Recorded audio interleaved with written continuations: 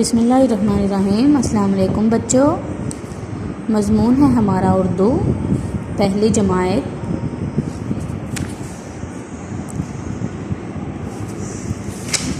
इसका हम पढ़ रहे हैं सबक नंबर 7। उन्वान है हमारा सवेरे उठना। सवेरे उठना, इसकी रीडिंग भी हो चुकी है, इमला के अल्फाज भी हो चुके हैं, अल्फाज मायने भी। कल हमने किया था सवाल नंबर 1 और सवाल नंबर 2।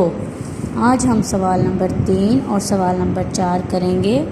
मैं आपको पढ़ के बताऊंगी, फिर आप मेरे साथ इसकी दोहराई करेंगे। ओके बच्चों, स्टार्ट करते हैं। बाग में मौजूद 3 फलदार दरख्तों के नाम लिखें। हमने नज़म पढ़ी है और बाग में जो 3 फलदार दरख्त मौजूद थे, आज हमने उनके नाम लिखने हैं ज़ुबानी।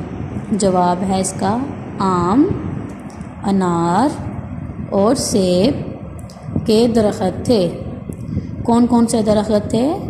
आम, अनार और सेब के दरख्त थे। सवाल नंबर 4 है, सुबह सवेरे उठने का क्या फ़ायदा है? सुबह सवेरे उठने का क्या फ़ायदा है?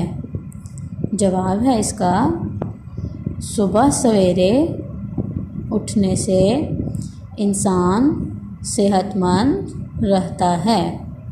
जो सुबह सवेरे उठते हैं वो सेहतमंद रहते हैं।